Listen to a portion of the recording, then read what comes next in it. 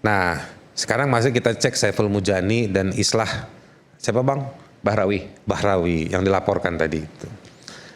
Apa namanya situasinya, nuansanya? Apa konstruksi knowledge sampai pada kesimpulan itu?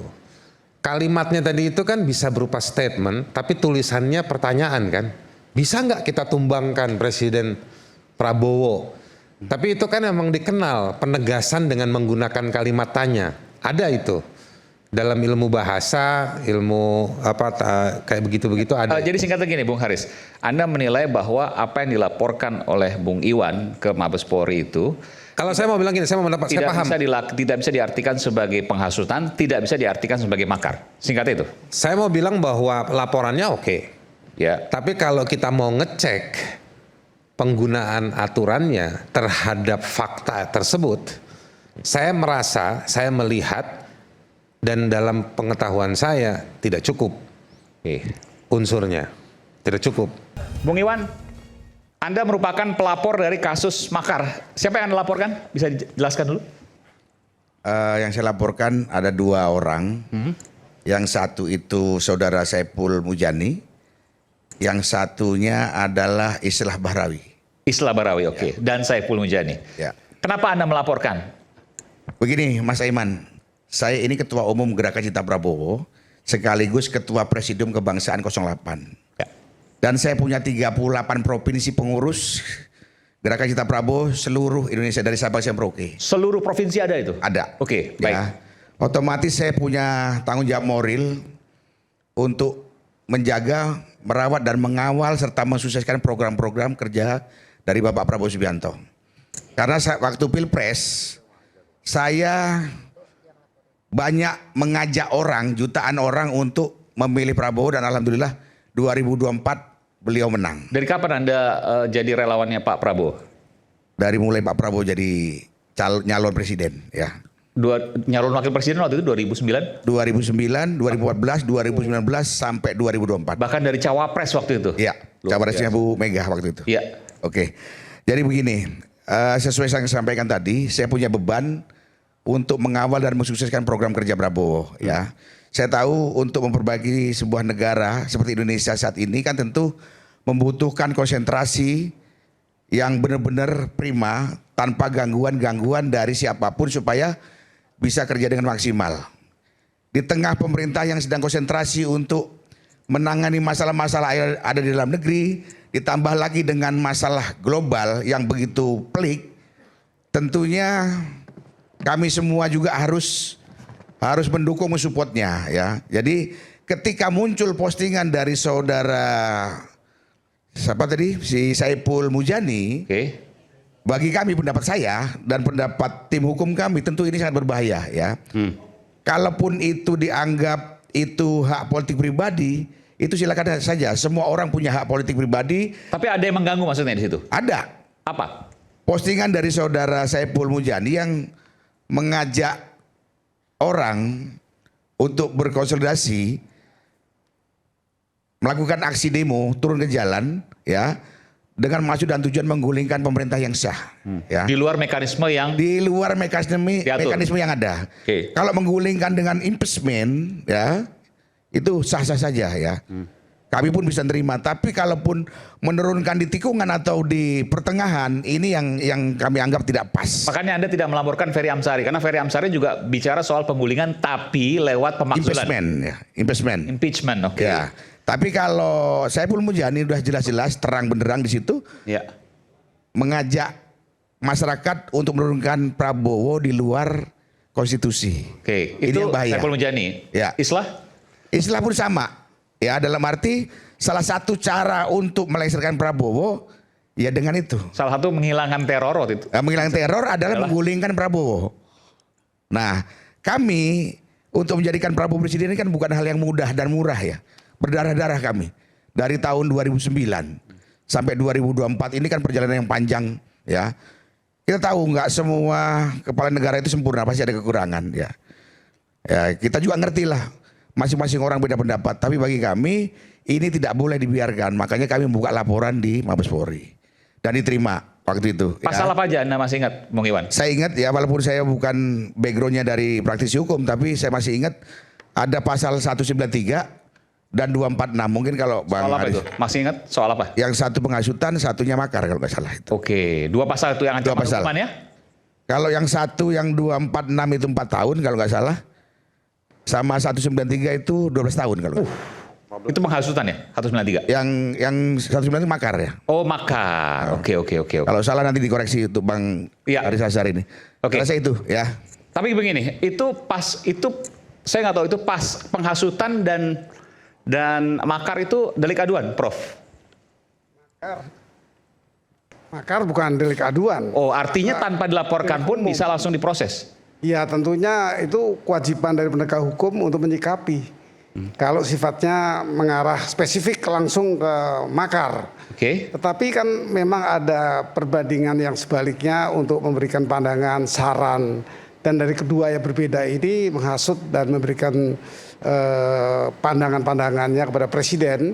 Walaupun itu dalam hal yang salah. Sebagai contoh mungkin negara saat ini terjadi menurut masyarakat ada satu kegoncangan mengenai keuangan misalnya. Oke. Dan dia memberikan saran atau memberikan kritik. Oke. Itu sehat saja, itu Sehat. hak konstitusional. Tapi yang kasus ini Tapi misalnya. kalau menghasut, Oke. nah ini itu hal yang berbeda dengan ciri-ciri masing-masing di negara hukum. Yang negara itu mengatur dengan baik untuk hukum itu bisa digunakan dan tidak menjadikan instabilitas di masyarakat. Nah, untuk pelaporan ini, menurut Anda kan pasti melihat bagaimana kemudian apa yang dilakukan, apa yang dilaporkan, pasal dan seterusnya. Bung Islah Bahrawi dan Bung Saiful Mujani masuk dalam pasal itu? Kalau yang saya lihat di media untuk Bung Saiful ya. Bung Saiful, oke. Ya, itu saya menemukan ciri-ciri bahwa itu sudah inkonstitusional. Soal bagaimana menyikapi, kalau dikatakan memberi saran, sarannya tidak memiliki ciri-ciri untuk yang positif, tapi tidak perlu impeachment misalnya kalimat ini sangat inkonstitusional pandangan saya ya sebagai orang yang berlatar belakang hukum di negara hukum. Dan itu masuk dalam makar? Kenapa? Bisa masuk dalam pasal makar? Pada ujungnya bisa berpotensi kalau hasutannya berhasil. Hasutannya berhasil. Apa indikator kalau hasutannya berhasil? Ya publik menerima, setuju, tidak usah konstitusional, lengsarkan saja dan kekerasan. Maksudnya terjadi demo gitu misalnya? Kalau demo kan ada aturan demo, unjuk rasa itu diatur. Demo yang seperti setuju apa? Kan susah kalau kita bicara, oke, publik setuju, publik inline dengan apa yang disampaikan oleh siapa? Saiful Mujani. Kan ngukur yang tadinya itu tidak setuju bisa setuju, itu ciri-cirinya. Karena apa? Mudah. Tidak usah berproses ke MPR, DPR, MK dan seterusnya. Itu paling mudah dianggap ya dengan tujuan yang memang direncanakan dia berhasil untuk menghasut yang berpotensi nantinya ya kepada mengukurnya gimana? Apakah survei misalnya dari yang sebelumnya tidak setuju menjadi setuju gitu misalnya? Kalau ijazah kan gampang. Misalnya yang tadinya nggak percaya jadi percaya gitu ya. Kalau sekarang misalnya yang tadinya saya nggak setuju makar, sekarang saya setuju makar. Itu gimana ngukurnya? Ya tentu orang-orang yang memang terhasut, merasa terhasut itu yang kita bisa lihat ya. Karena penghasutnya itu kan tidak dengan syarat yang baik melalui perundang-undangan, melalui proses yang telah diatur dengan baik ketika dia tidak suka lagi kepada pemimpin negara. Jadi gimana misalnya kalau kita bayangkan, ini kita berandai-andai ya. Bung Saiful Mujani menyatakan itu inkonstitusional satu hal. Lalu kemudian publik merasa bahwa setuju. Bagaimana kemudian melihatnya, mengukurnya, membuktikannya bahwa iya nih publik setuju nih? Tidak sulit karena ternyata apa yang disampaikan dengan hasutan tidak usah menggunakan aturan hukum, tidak usah dengan data-data formal. Langsung aja tidak suka ya turunkan aja, minta dia turun. Rame-rame kita bergerak. Demo maksudnya ini? Ya, demonya bukan demo unjuk rasa yang diakui, yang menurut undang-undang, tetapi ternyata ya turun dengan tanpa memperhitungkan segala syarat. Mungkin tempat-tempat yang tidak seharusnya, waktu yang dibatasi juga tidak digunakan dengan baik. Dan itu masuk delik makar. Kalau ada proses yang terungkap bahwa tujuannya melengsarkan keuangan negara dengan cara menghasut. Jadi menghasutnya masuk deliknya, makarnya juga masuk deliknya jika ada pembuktian tadi. Ada komentar soal itu?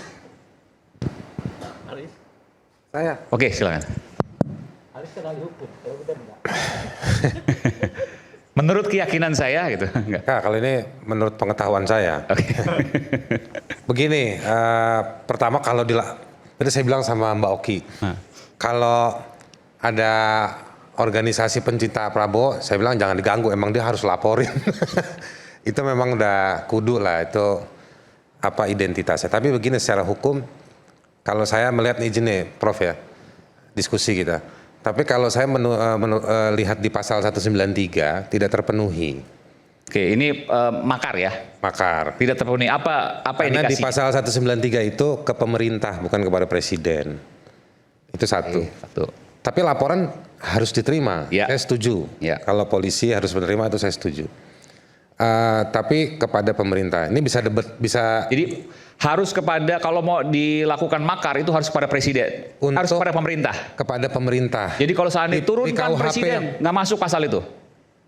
Itu ada celah yang belum selesai, yang tidak diatur dalam KUHP yang baru. Jadi di KUHP yang baru makar itu tidak ada yang ditujukan kepada presiden, adanya kepada pemerintah. Bentar. Tapi ini saya harus fair juga. Kan kepala pemerintahan presiden. Ya nanti sebentar saya jelasin. Presiden kepala pemerintahan, tapi teksnya bilang pemerintah. Abis ini mau diskusi guling-guling di ruangan ini bahwa presiden adalah pimpinan pemerintah, silakan. Gitu. Ada banyak memang ada beberapa di undang-undang yang menyebutkan bahwa presiden adalah pemimpin dari pemerintah. Konstitusi juga bilang seperti itu. Tapi KUHP-nya mengatakan kepada pemerintah. Menurut Philippus M. Hajon, kita anak hukum dulu baca bukunya itu kan, Pak Gayus ya. Siapa? Philippus M. Hajon, dosen UNER. Dia menjelaskan ahli hukum administrasi negara. Dia bilang pemerintahan ada arti luas, ada yang arti sempit. Yang luas itu sampai birokrasi. Ada hampir 5 juta barangkali birokrasi kita hari ini.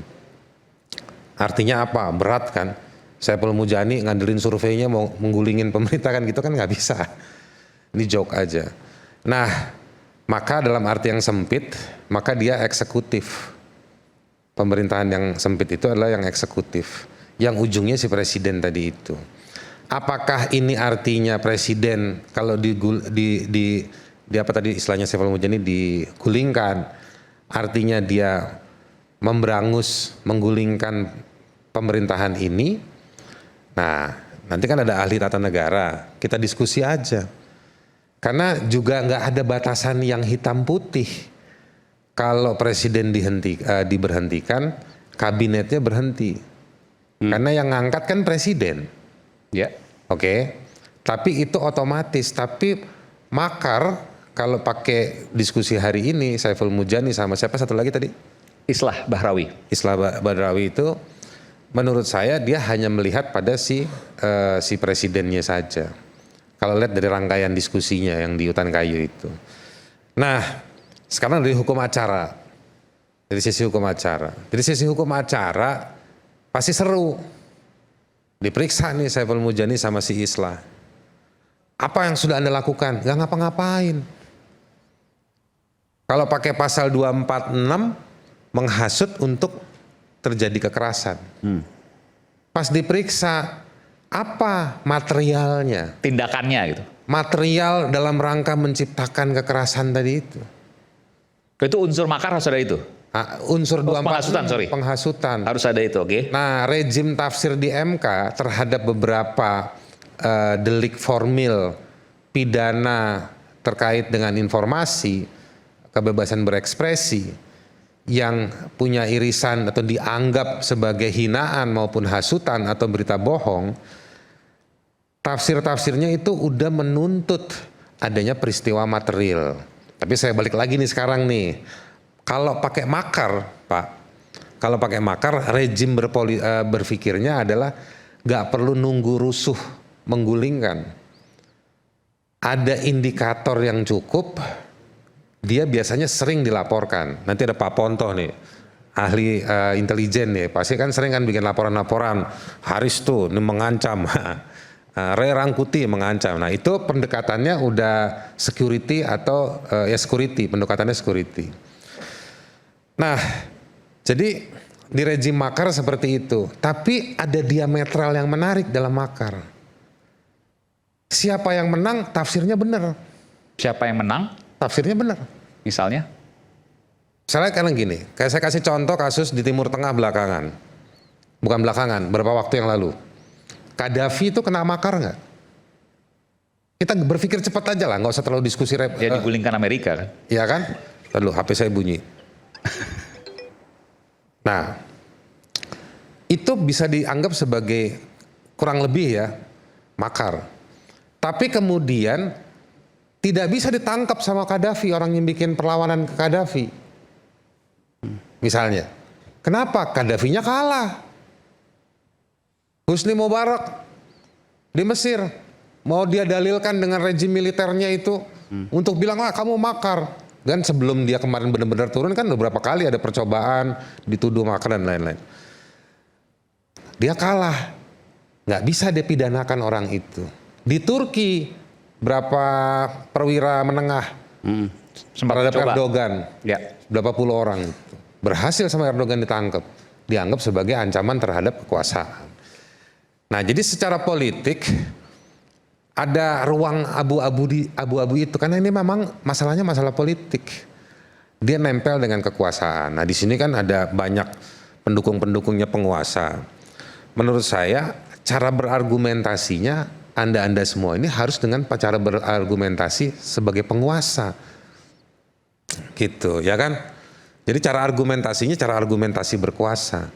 Bagaimana mengerti dan menempatkan dan tidak sampai memberangus masyarakat sipil. Itulah yang penting. Jadi Anda menilai bahwa pelaporan dari Bung Iwan itu memberangus masyarakat sipil? Oh enggak. Saya mau anggap kalau cuma laporan itu nggak apa-apa, itu masih hak. Ya kan? Tapi ketika nanti dia diserahkan ke negara, ke polisi yang bagian dari tadi si pemerintahan tadi itu, mau dalam arti luas maupun dalam arti yang sempit, harus hati-hati juga. Nah sekarang masih kita cek Saiful Mujani dan Islah siapa bang? Bahrawi yang dilaporkan tadi itu. Apa namanya situasinya, nuansanya, apa konstruksi knowledge sampai pada kesimpulan itu. Kalimatnya tadi itu kan bisa berupa statement, tapi tulisannya pertanyaan kan. Bisa nggak kita tumbangkan Presiden Prabowo? Tapi itu kan emang dikenal penegasan dengan menggunakan kalimat tanya. Ada itu dalam ilmu bahasa, ilmu kayak begitu-begitu ada. Jadi singkatnya gini, Bung Haris, Anda menilai bahwa apa yang dilaporkan oleh Bung Iwan ke Mabes Polri itu, kalau saya mau bilang gini, saya mau mendapat, saya paham. Tidak bisa diartikan sebagai penghasutan, tidak bisa diartikan sebagai makar. Singkatnya itu. Saya mau bilang bahwa laporannya oke.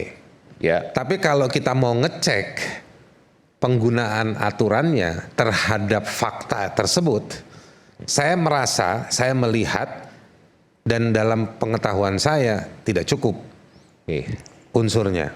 Tidak cukup. Karena ini juga KUHP baru Om Aiman, hati-hati. Karena kalau serampangan ntar Om Aiman dilaporin lagi. Ya kan? Kan udah diperiksa kemarin. Saya udah pernah dilaporin ya. Nah, ini KUHP baru, KUHP baru. Nah, jadi maksud saya punya kepentingan untuk menjaga semangat KUHP dan KUHP yang baru terlepas dari ada kelemahan-kelemahan. Nah, jadi hak untuk melaporkannya saya nggak ada masalah. Itu satu. Yang kedua, kalau masuk ke materialnya. Kita berikan tangan untuk Bung Ferry Amsari. Nah, dia. Ya, oke. Selamat datang Bung Ferry. Kalau masuk ke materialnya, saya melihat bahwa 193 itu tidak terpenuhi. Di 246 menghasutnya untuk melakukan kekerasan. Oke, sebagai laporan bisa diterima. Tapi begitu nanti diperiksa, persiapan apa materialnya dan lain-lain, Saiful Mujani nggak bisa, paling dia cuma nunjukin angka survei.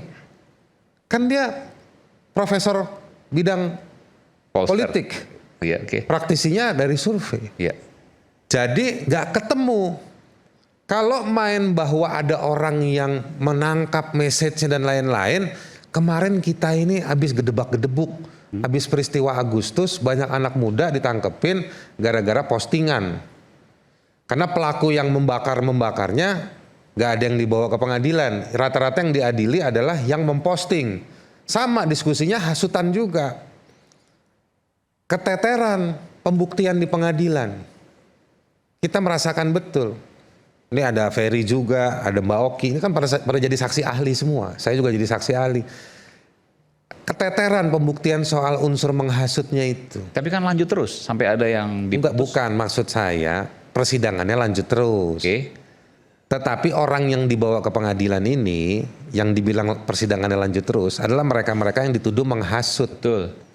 Yang dituduh menghasut. Dan Anda melihat keteteran pembuktiannya di pengadilan. Yang dibawa saksinya bilang saya nggak baca postingannya orang ini. Saya nggak kepengaruh sama postingan orang ini. Ini soal pengaruh mempengaruhi kan banyak faktornya. Nah, saya ingin proporsional. Yang mana hari ini sebetulnya sudah kejadian rekayasa komunikasi. Pemerintah membantah, termasuk acara ini bagian dari secara proporsional menanggapi statementnya Saiful Mujani dan si Islah itu. Jadi abang ini berhasil nih mendialogkan. Mendialogkan, maksud saya lewat panggung lapor polisi berhasil mendialogkan solusi menantang soal konten dari makar yang diajak oleh Saiful Mujani untuk menggulingkan. Jadi saya nggak pakai istilah makar ya atau menghasut, tapi menggulingkan Prabowo. Jadi dibantah. Negeri ini butuh itu dialog. Kalau Saiful Mujani ujungnya bisa nggak, orang ini udah nggak denger. Nanti Kurnia nih dari istana nih, yang batiknya dulu kita nggak pernah lihat waktu dia di ICW, ya kan? Dia akan ngebantah.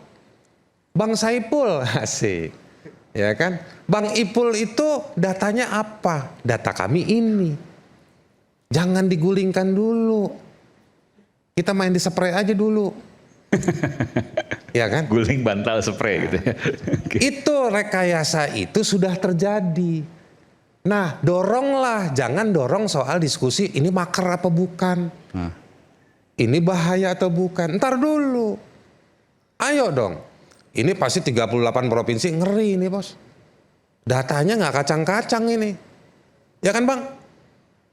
Dia tinggal siul, ngumpul tuh 38 data. Nih datanya sampaikan.